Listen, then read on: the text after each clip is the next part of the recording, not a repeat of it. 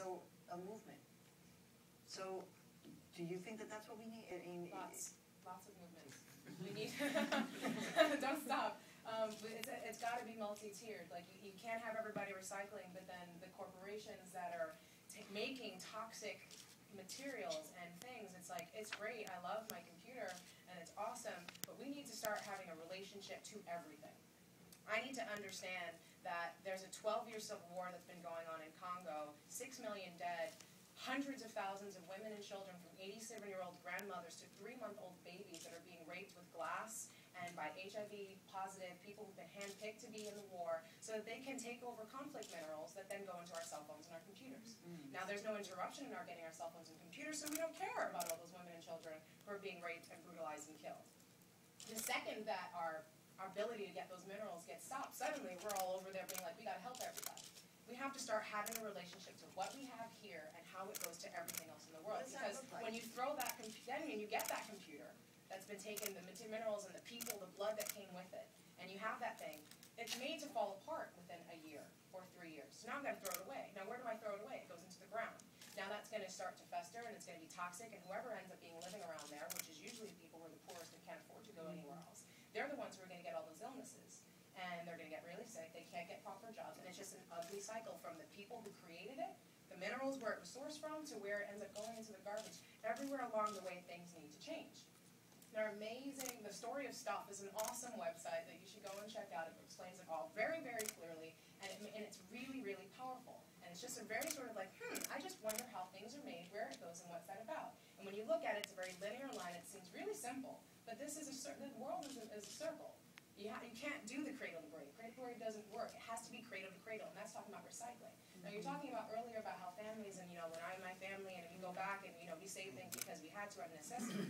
But we're also promoting as a culture in which we don't have to save, because things are getting made so cheaply that you can throw those things away. So the way that I was raised, in which you recycle and you take advantage of everything until it falls apart, doesn't exist anymore. And even teaching it to little kids, they're teaching grandma who told them to save things that it's okay to throw it away. So I'm going to Nicaragua, I'm going to the slums of Beverly Hills, whatever, like I'm traveling all around the world. People are throwing their bottles everywhere you go. You want a bottle, you want some water, and it doesn't come in a glass. It comes in a bottle.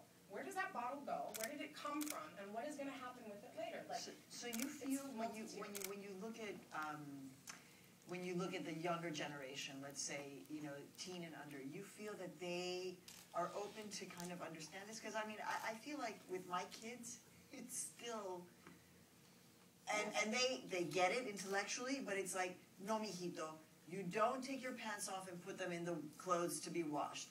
You wear them 4 times. You know what the connection of things. His cell phone that he just got, that of course within 2 weeks, se cayó en el agua, or no, it turned out it was in the washing machine, whatever.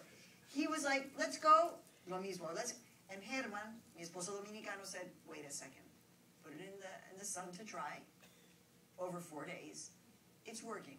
yeah. But it is this kind of culture of, and the culture of stuff, where so many people, we're measuring ourselves around stuff, so it's not like, reduce our stuff so we can be green. I mean, that's why I'm kind of wondering, like, how do we get this conversation going? Yes, so that it's not just everybody saying we're being green, but actually giving tools. Yes. Well, if we are starting to make certain laws that actually make it so that the people who are providing us with this stuff have to do it in a way that's environmental, then mixing that and showing that it's multi-tiered. The government's doing it, the corporations are doing it, and then people are doing it. The institutions are doing it. It's happening at school. It's unbelievable how many places I go that don't have recycling bins.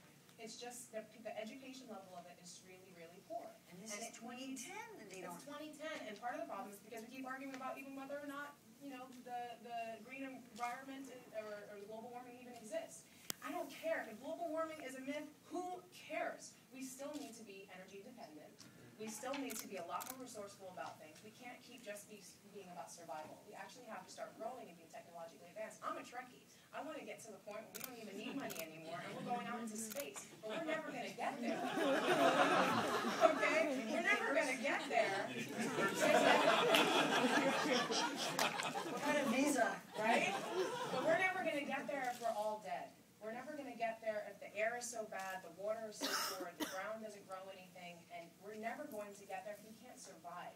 Right now, we're at a place right now where that's really detrimental, and as the world keeps changing, the weather keeps changing, and places that used to have water are in droughts, and places that never used to have water, and water is getting privatized, and people are fighting. I mean, this is people have to start thinking globally. There are wonderful organizations like Global Kids that are trying to teach that to kids, but we need to be doing that in every single facet. We're going to be dealing with education, healthcare, all of it, and when we're talking about responsibility, we're talking about that for citizens, it's got to be in our government as well. And when we start seeing the synchronicity of all of that, then we can get back to the, a country for the people, by the people. And we're not going to see any discrimination in that anymore. And the person who's telling us about something is doing it themselves.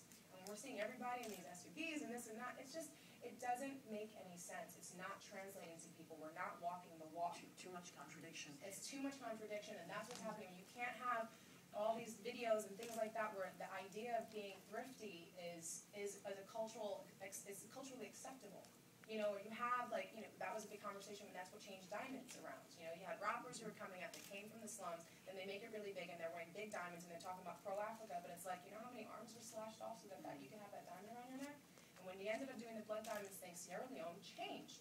But that had to come with information, you had to make it real for people, you had to connect the dots. So that's what we need to do about the green jobs in the economy, is connect the dots and see that when we're talking about recycling, it's because it's so much more beautiful to walk down the street and not have garbage around you. It's that simple. It's nice when you go in the water and you go to the beach, you don't step on broken glass. It's not, if we want to talk about the global economy, you don't want to talk about it. Who cares about the largest picture? But just where you live, your actual environment. We have to start making the environment truly mean what it means, where we live, and how important that is. So and slapping concrete over it doesn't make it all go away. So make the connection to, and actually I want to start before we open it up to questions. Because I'm also wondering, I mean, there are, we talked about $500 million now out for green job training.